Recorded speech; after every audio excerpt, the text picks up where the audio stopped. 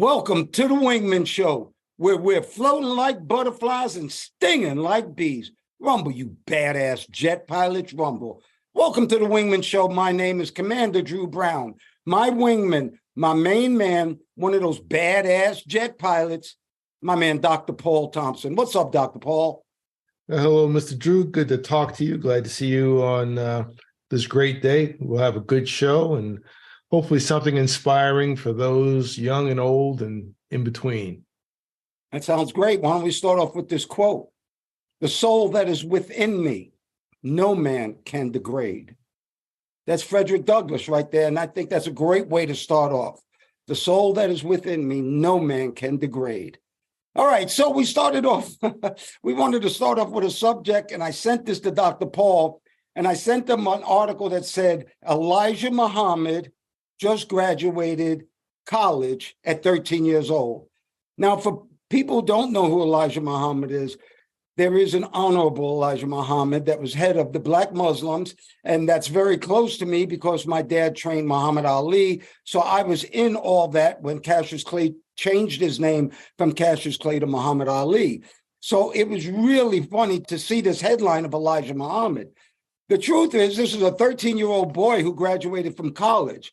And Dr. Paul, I'm going to let you talk about him, but I didn't realize this. I looked a little further. His 15-year-old sister has 2 associate's degrees already. What do you think about Elijah Muhammad being a college graduate at 13? Yeah, well, congratulations to Elijah Muhammad. Yeah, he was apparently he's homeschooled by his dad, and I guess his sister was too. And he graduated from I guess a little community college in Oklahoma City.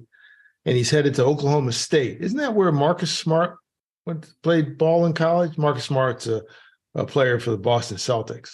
I think he did go to Oklahoma State. I think Oklahoma State. Anyway, this Elijah Muhammad is headed there to further his studies. Is an interesting graduation picture. He's in cap and gown with his, I guess, classmates who are like 2 or 3 times his size. And grown-ups. Yeah, they're grown-ups. Yeah, they thought he was. When he was in class, they thought he was someone's child that, they didn't have childcare. So he was just sitting in the classroom.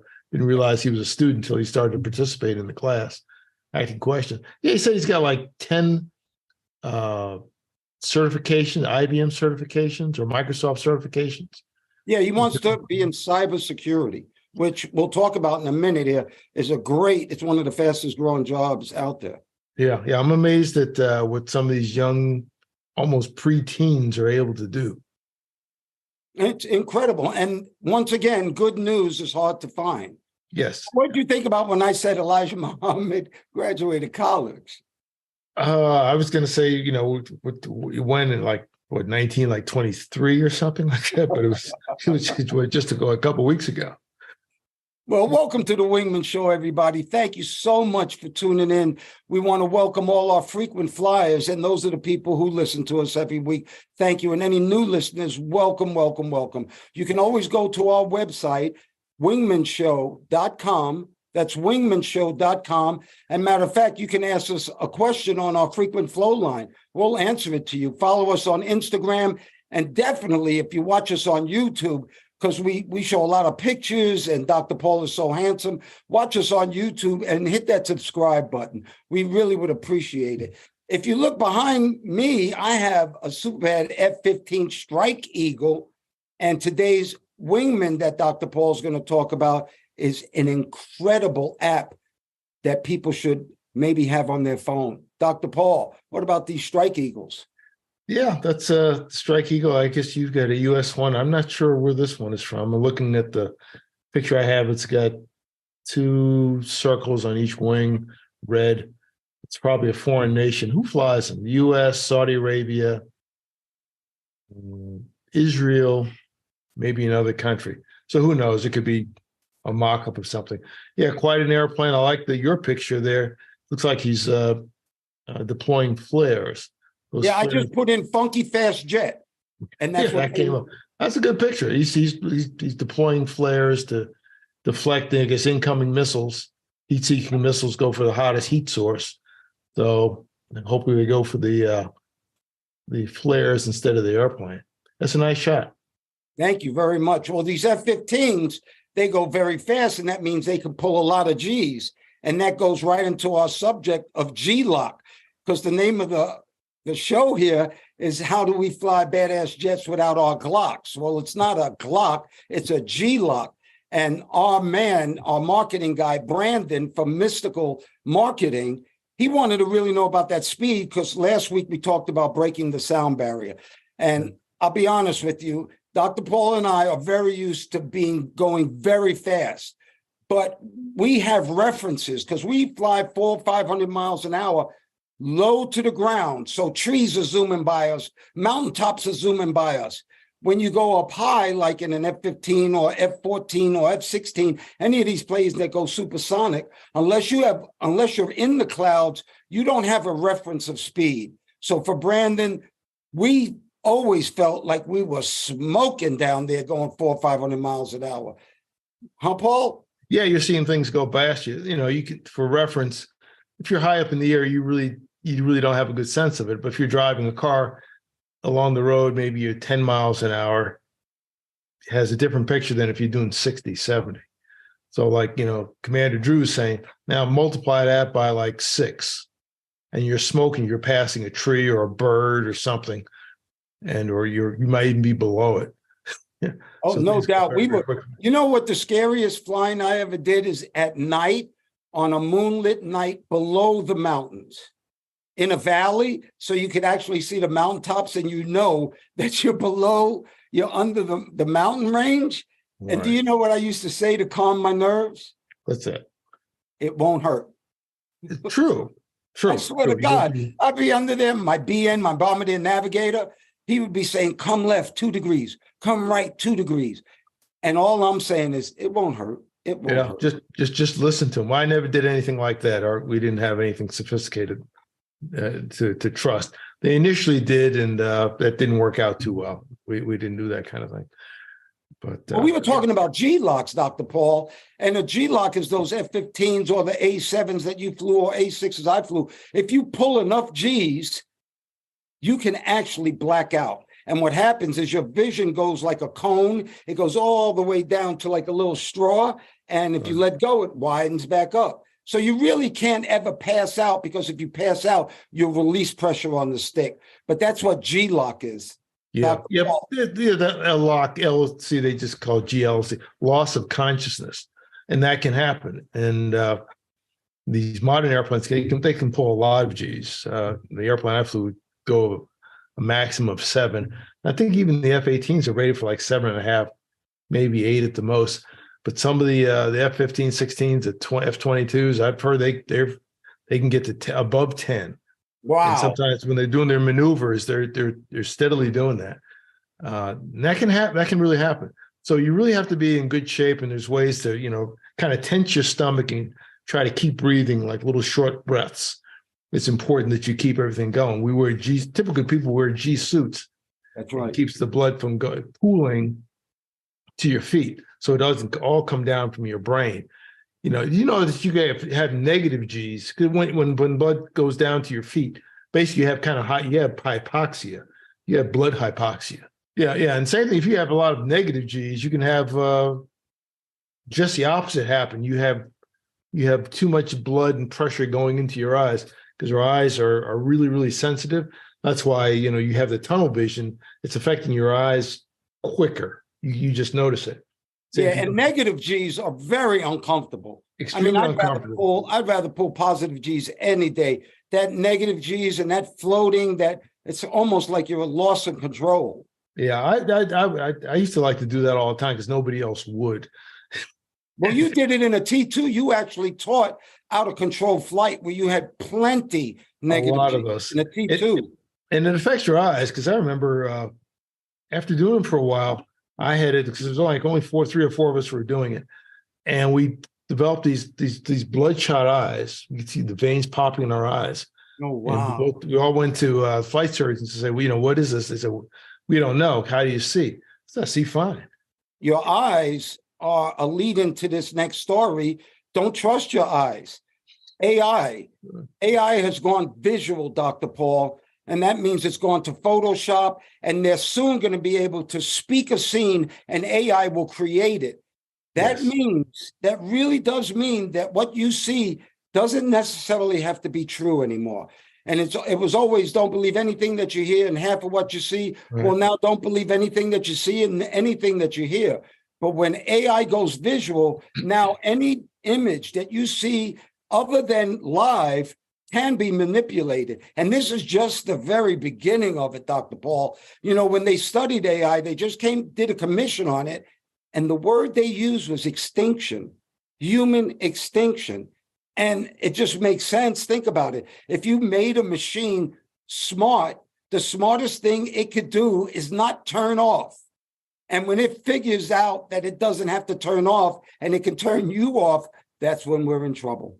That could be. You know, the other night I watched one of the Terminator movies again, just 3 days ago, Terminator 2, which is, you know, going 40 years old or so.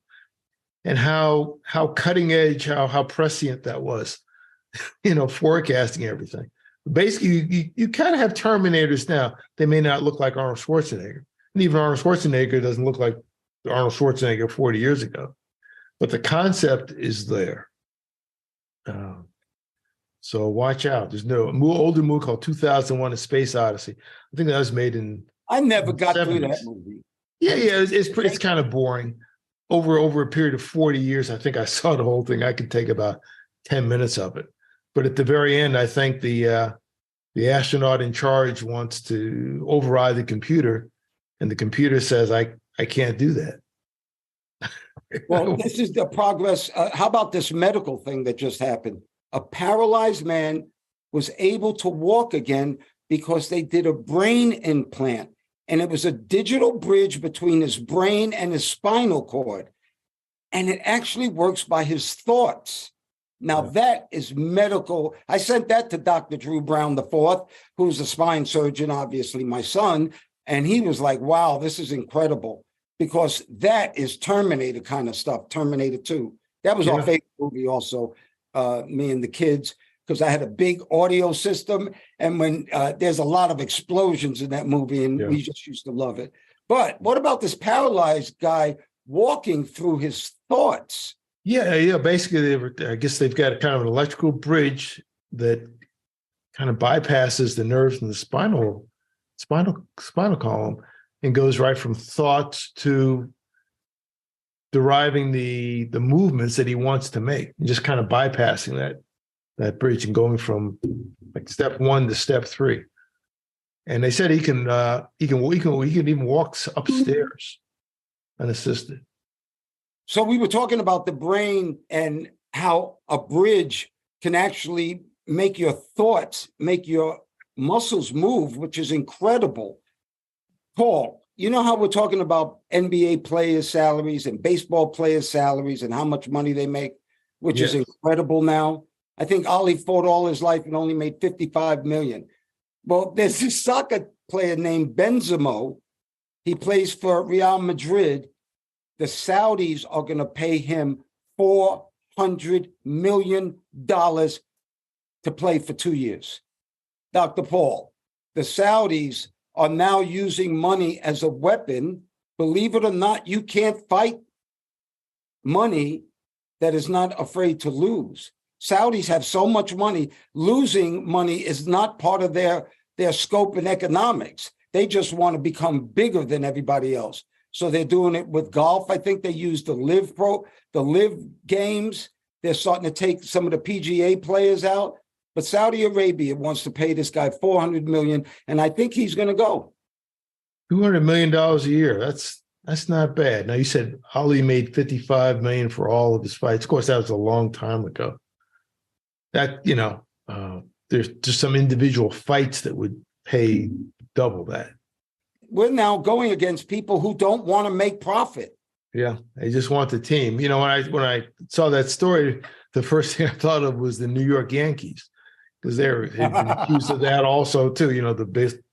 The best players money could buy. That's why, like a lot of sports, they have a cap on how much you can spend, because you can actually buy the best team in NBA. You can buy the best Major League Baseball. Well, that's what the Yankees try to do. Right. But there's a lot of sports that have caps on it, so that doesn't happen. Well, Saudi Arabia's cap is infinity. Yeah, well, so I guess Saudi Arabia is trying to build their own dream team. That's correct. And you know what? That brings us to our Wingman PSA from the Facts in Life. Fact number 9. Perform continuous self-examination, overcome your weaknesses, and know when to ask for help. Dr. Paul, I believe knowing when to ask for help is power.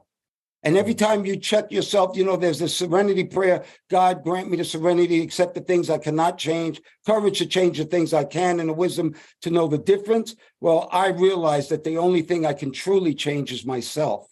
And so all I need is the courage to change myself. And when I see I'm lacking in something, I need to improve in that. But I also learned that you're not being a tough guy when you don't ask for help. When you ask for help and use it, that is power, Dr. Paul. Yeah, it makes you smarter. Basically, you have to have some self-reflection. Look inside yourself, see where you are, see where you're lacking. And there's certain situations where maybe you don't want to do that. But there are other times where you really need to.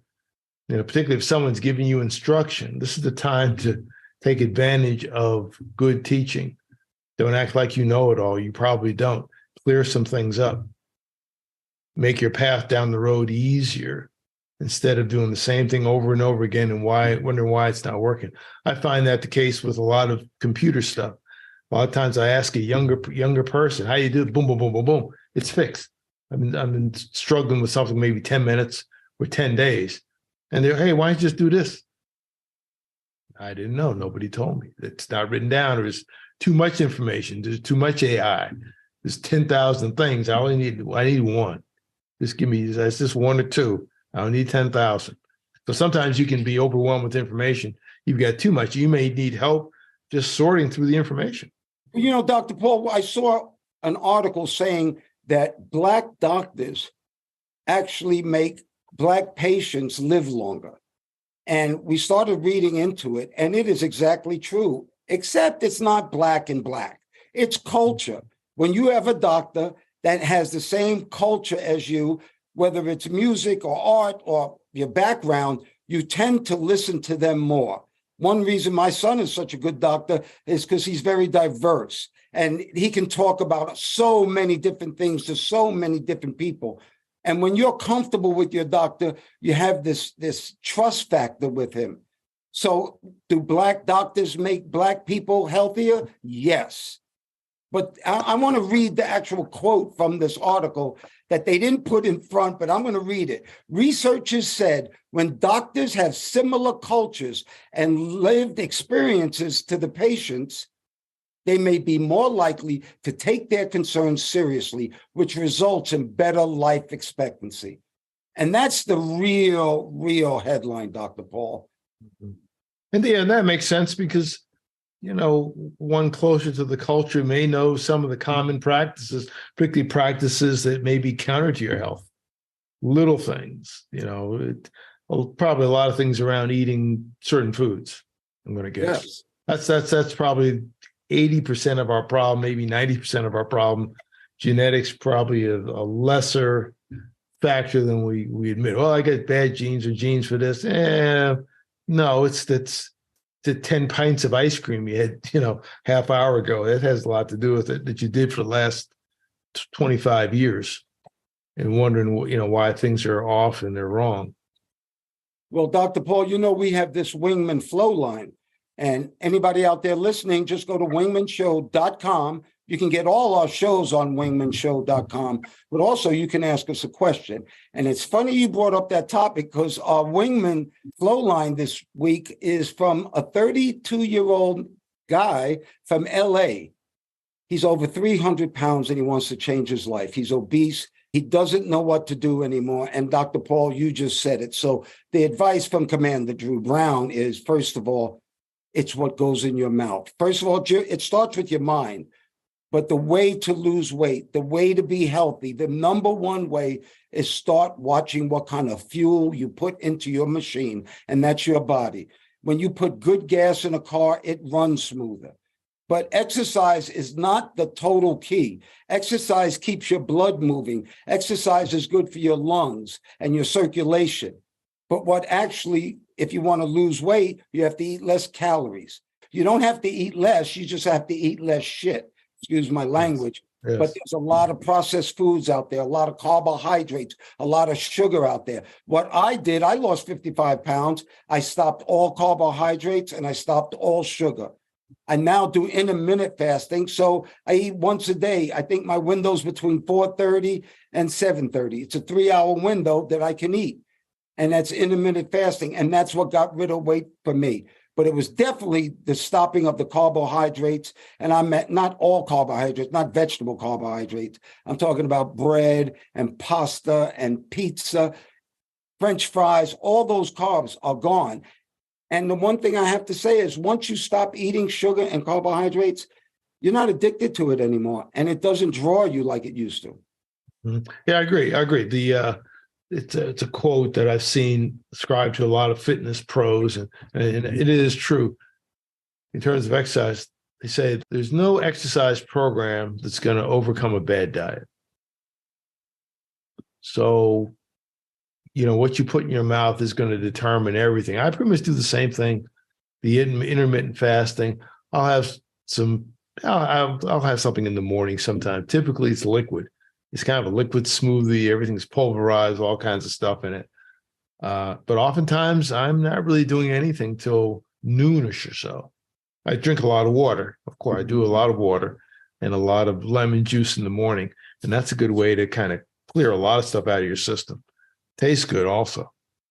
But this whole thing of eating the 3 meals a day, we're kind of trapped into this 3 meal a day mindset, which I question. I've not eaten lunch probably 10 times in the last 20 years. I just don't. I skip that. And a lot of times I don't have breakfast either. That 1 meal a day is helped me a lot, particularly in the last 2 years. And I've already old enough to have just about gone around the sun 70 times. And I feel better now than I did 20 years ago. But I restricted my calories. Yeah, the bread and the pasta, that's the great tasting stuff. I did have a little toast the other night with some soup I made. But yeah, I cut down the breads a lot. Pasta occasionally, pizza maybe a slice every 4, 5, 6 months, slice or so. And that's about it. But the culture of having stuff every day, morning, noon, and night, yeah, that's where you pack on the pounds. And 300 pounds is a lot, unless you're about 8 feet tall. I mean, it's just a lot of weight. Even if you're a professional athlete at that weight, if you notice, people that stay at that weight, they don't tend to live that long. You don't have there's no old fat people. I'm sorry. I think William Shatner blew our mind because he had a belly at 90. But yes, old people are not fat. If you look at all the people that are centurions, the 100s, the 105s, the 102s, the 99s, none of them are fat. Yeah. And for you in LA, I do want to just give you a start. Just start now. Don't worry about what happened yesterday. Don't worry about what's going to happen tomorrow. Worry about right now. So let's just start off with stopping sugar. Do it a little bit at a time. So all of a sudden we cut out sugar. Then the next thing to do, how about starting to drink a gallon of water a day? And how do you start with a gallon of water? You start off with a half gallon and you just keep adding water. So you do the sugar, then you do the water, then you stop the carbs. You do one thing at a time. Mm-hmm. A very big important thing for you to do is believe that this will work. And when you believe something will work, it works. And then means you'll start to exercise and you'll start to take walks. And all you have to do is start off with 1 block, then 2 blocks, or 1 mile, then 2 miles. But you have to start. Dr. Paul always says, move. But if you watch what you put in your mouth and you do exercise, you will lose that weight. I promise you, and your life will get better. I agree. Yeah, do that. what he said, and try to break a sweat at least 3 days a week. And some of those Well, we pounds promote health here very much so here on the Wingman Show. We want people to be healthy because in the end, that's what you have. You know, I was just in pain not too long ago. I had an operation that kind of cured the pain. But when you're in pain, you think of nothing else. You think of nothing else. Well, what a wingman we have for you this week. Incredible. Dr. Paul is going to tell you about somebody who came up with an app that it's amazing. Dr. Paul, tell us about our great wingman this week, Sidwa Pachapala. Yeah, Sidhu Pachapala, again, another young man who did something really remarkable. This Sidhu Pachapala is a senior in a Texas high school. He's probably graduated now. When the story came out, he was a senior, and instead of going on a spring break, he actually went to Washington, D.C. to receive an award. Sometime prior, he participated in a science fair, a Texas Science and Engineering Fair, and he got first place in an app that he developed. It's called the SUI Sensor, S-U-I, then Sensor, S-E-N-S-O-R. And it's something that predicts the likelihood of suicide, which is very serious and well, for everybody, but particularly for children and young adults. But the SUI sensor was something that it's basically an algorithm that predicts likelihood of suicide based on diary entries and syntax, basically words that are used and the order that they're placed in. And they found that his invention, his app, had a successful prediction rate of about 98%. Wow. Sometimes a little bit less. And it was better than the current methods. And the current methods hadn't changed since the 50s. So this is something he came up with. And when he went to receive another award, he's, I guess, by the Regeneron Science, as like a talent search in DC. He came in like 9th place in that. It was a nationwide thing. And he was actually awarded $50,000 for that. Something tells me this kid with his brain, $50,000 is going to be a drop in the bucket. It's going to be a drop. Yeah, he's headed to MIT. And even in high school, he was actually doing some data analytics for the University of California. They have something called an Edge Lab. So he's working there. Not bad for an 18-year-old. So he's basically doing something to help really mankind, not limited to the United States. That's a wingman for you right there. And everybody should know this number, 988. 988 is a suicide prevention hotline. And I will tell you this about suicide. My feelings of it is that somebody who's considering that hurts so many other people way beyond what you'll ever know. Way beyond what you'll ever know. And I do know this, that the sun does rise every day. And when there's hope, there's tomorrow. Right. So do what you can do right now so you can make a better tomorrow. And for all of our listeners out there, whatever is beautiful, whatever is meaningful to you, and whatever makes you happy, I wish it upon all of you listeners for today and forever. I pray for peace, Dr. Paul. I pray for peace too. And again, we appreciate all those who listen, like, and subscribe to our message. If you're watching on YouTube, please give us a thumbs up. That helps with the algorithm and helps us spread the message. It just takes a second. Thank you once again, Dr. Paul Thompson, my friend. Thank you for your love, your time, and that's something that we won't ever get back. I want to thank all the listeners, too. Thank you so much for doing the show, Dr. Paul. We're jamming. Well, thank you, Mr. Drew, for inviting me on. Always good to talk to you. And ladies and gentlemen, please remember to like, share, and subscribe to this podcast or any of the podcasts. If you're looking at YouTube, they say smash the like button. Don't smash it. Just press it gently and use as a link to all your friends. You can also look at us on our website, wingmenshow.com, WINGMEN show, SHOW.com, altogether, wingmenshow.com. And we hope to see you in the future. Thanks again, Mr. Drew.